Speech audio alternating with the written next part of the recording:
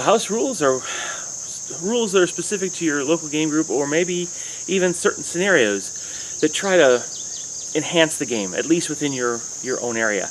And these are going to vary. They're entirely optional, as we said before. Today we're going to continue our series. We're going to talk about one of these house rules, a chance to kind of discuss it and come up with maybe some better tweaks to make the house rule even better. So let's go down to the classroom and talk about it. All right, welcome to today's edition of Bolt Action Basic Training House Rules. Today we're going to talk about something we're doing in the Clash of Heroes campaign, and it adds a lot of flavor to the game. It is a house rule that can be used as a house rule or simply as a modifier to the scenario, a special rule for a scenario. So I do like this rule, and it offers some interesting outcomes narratively to a regular scenario or a campaign. And that is the option of being able to leave the table when you wouldn't normally be able to.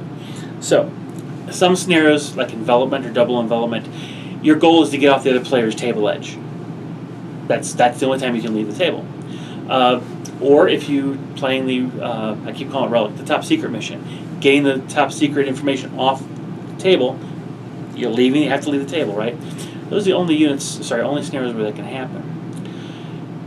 This house rule would let any any unit leave the table, and you could actually modify this based on the scenario. So, on its own action, an advance or a move, it can leave the table. In fact, it can even leave the table on a foobar where it's forced to run away from the nearest unit. Now, you can modify this slightly by saying you can only leave certain table edges, which is entirely possible. Think about it. You don't necessarily want to leave the opponent's table edge in a particular scenario if it would mean you're the only one in enemy territory.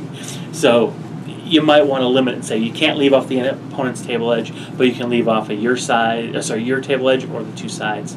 Or maybe it's only leaving off table edge that you have come in on. So if you've outflanked from one side, or you have come in from your table edge, obviously you can leave by those same table edges.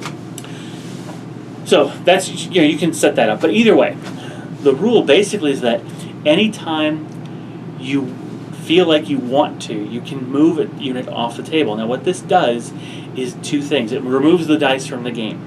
So you don't put the die back in the game. You don't get to put it down. It literally leaves the table with the unit, and you put it by the unit. It does not count as a destroyed unit for victory point purposes, and it does leave you one die short. So you can actually use this to kind of hedge your chances of losing a game by removing victory points from the opponent.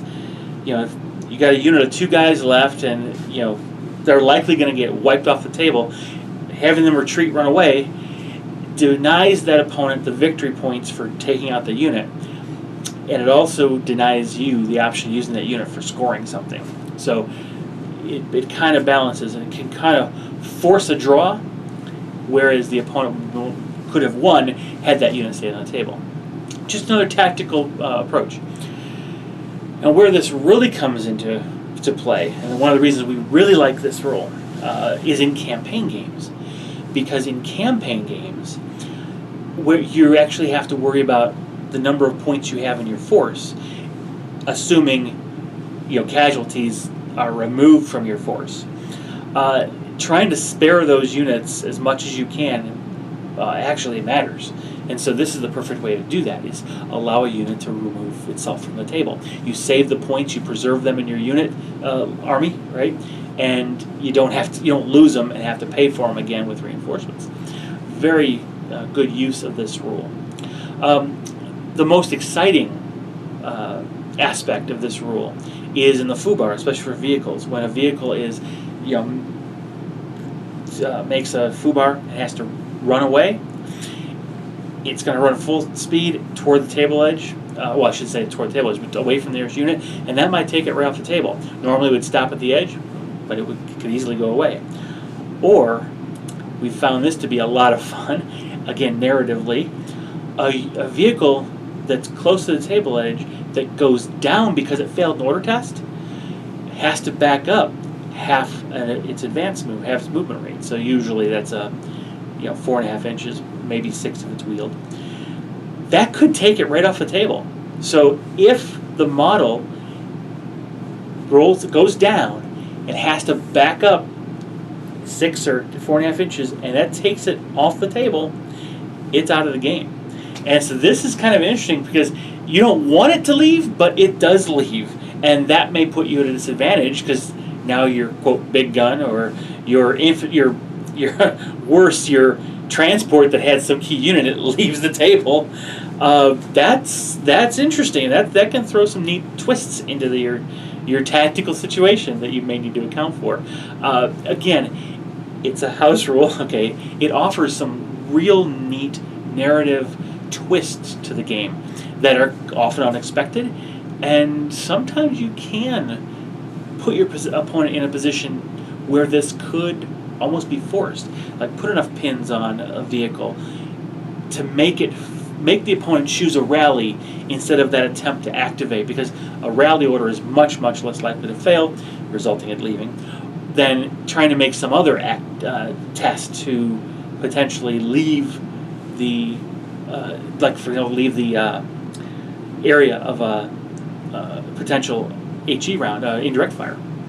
So you could actually put the opponent in a position where they're more likely to have to have the unit leave the table simply because it failed its order test. So that's what this house rule amounts to. It offers a lot of flexibility, especially narratively in a campaign, but can also add some tactical twists to regular scenarios. And in our experience here, it has been a lot of fun. Not necessarily in the phone. Definitely don't want to do this in a competitive environment. I wouldn't recommend this house rule for any type of events or tournament type stuff. This would seriously be for friendly games and for campaigns. So comment below, offer up your opinions, your different approaches, and let us know what you might do a little differently and make this house rule even more fun. All right, so thanks for sticking around. Catch you in the next video. Bye-bye.